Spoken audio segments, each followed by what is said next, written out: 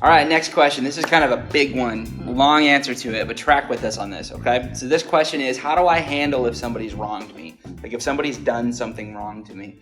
And I kind of pulled this answer from what Jesus said. I think it was in Matthew.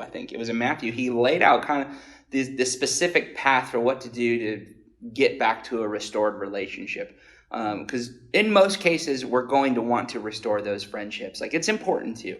It's important to be able to extend grace and seek forgiveness and also get forgiven too. But I do want to have a side note. Like if someone wrongs you and it's some form of abuse, just know that you skip all of these steps and you go straight to talking to the authorities. Like if someone is harming you, you don't seek restoration in that moment from them, especially by yourself. You want to go to whoever you need to make sure you're safe. So that's not the situation we're talking about with this. We're talking more about like either with friends, or even if somebody in your, someone you might not know well, but someone who is in your circles does something that hurts you, that hurts your feelings or offends you, or puts you down in some way. So this is what we would say the process should be. First of all, step 0, before we begin, I think it's important to keep in mind Jesus' command that we love God, love others as we love ourselves.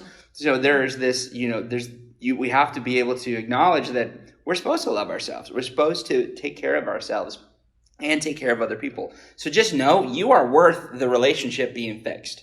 You are, and you are worth a wrong being righted. Sometimes I think maybe we don't want to step into conflict because it gets awkward or it's kind of difficult, or even maybe we don't think we're worth it getting fixed, or we're worth them acknowledging what they did wrong to us.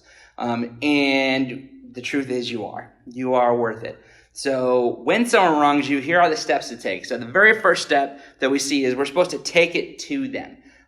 First person communication is always best. I think you said that. It's important to go straight to them. So what does that mean? That means, first of all, don't assume that they know. Don't assume that they're aware of how they hurt you, because sometimes we might throw things out there or do something and we don't even realize how it affects somebody else. Like someone might be really bugged by something I did and I might not know. Especially with digital communication, sometimes our intentions don't come across well if we're on social media or we're just typing out a text to somebody. So it's important, if someone wrongs you, go straight to them. Go to them. The quicker, the better. Go to them and let them know what had happened. And in that, just to make sure you don't talk behind their back. Don't say something to other people that you haven't already told that person. Because at that point, you're just letting gossip continue.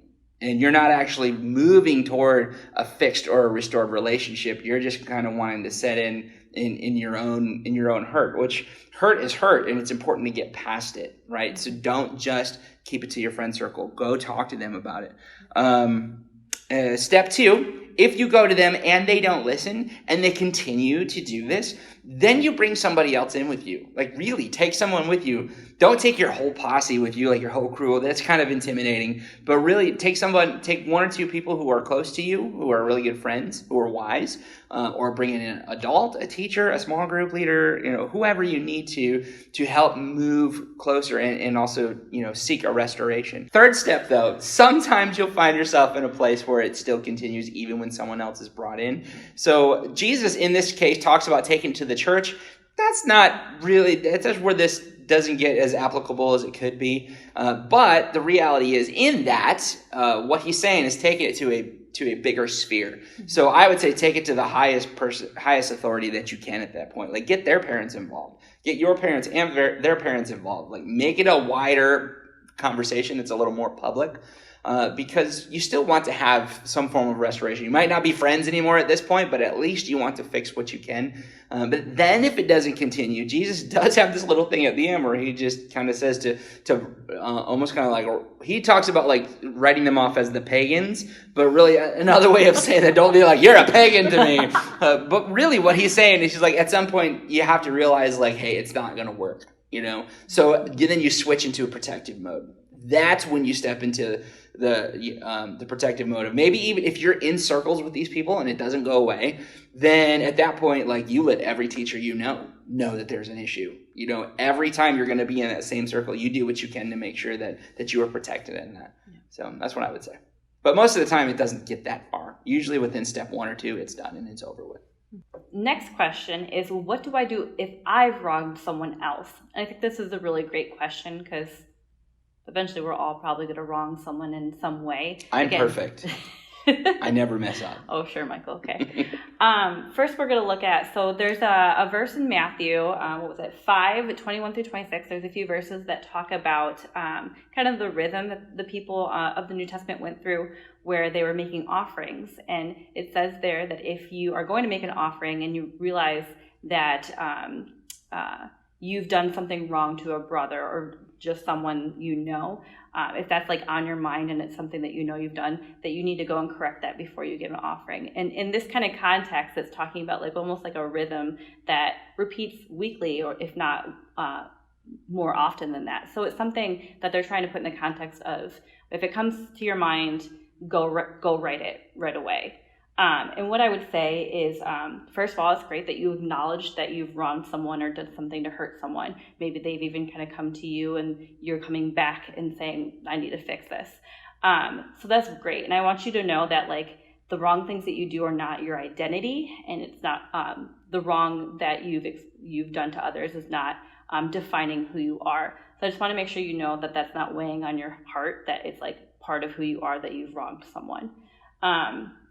And then, like we said in another of the responses to the questions, is that first-person communication is always best. It's best not to have this be like a text to someone. Maybe setting up a time to meet to talk about it would be a great time to communicate that way. But feelings and righting wrongs are really best done in person-to-person communication, I would say.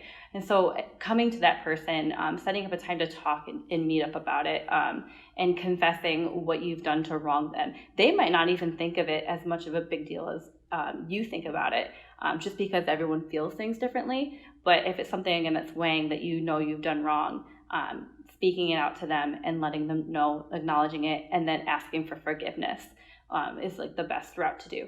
And even when you're asking for forgiveness from someone, know that you either might not be forgiven right away. Sometimes people need time to process things that have been done to them. And in very rare cases, you might not be forgiven at all. And that is not really your choice to decide whether or not forgiveness comes back to you. You can't really control what people think or how they feel.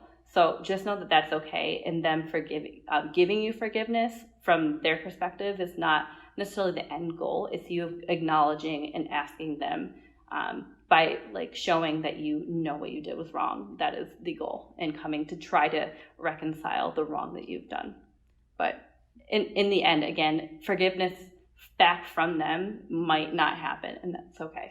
Yeah. And I would even add, like, so with these two questions, like, they're pretty in-depth. Like, the answers and the steps are pretty in-depth and can be pretty intimidating, and you might even think, like, nobody does that. And that's the reason we want to share this, because if this was normal and this was how we approached things, we would show the world a different way to love people, because you're right. Nobody does this. Yeah. Everyone seeks immediate self-protection or seeks immediate retaliation. No one seeks a restoration where someone owns up to what they've done and another person is willing to extend grace in a safe situation, right? Yep. Nobody does that. So if we are able to do this, whether we have been wronged or whether we are the person who wronged someone, that kind of thing alone will turn people's heads, because they're like, wow, that's a whole different way of doing it. So, and I think as Christ followers, that's probably one of the best ways we can show love to our world.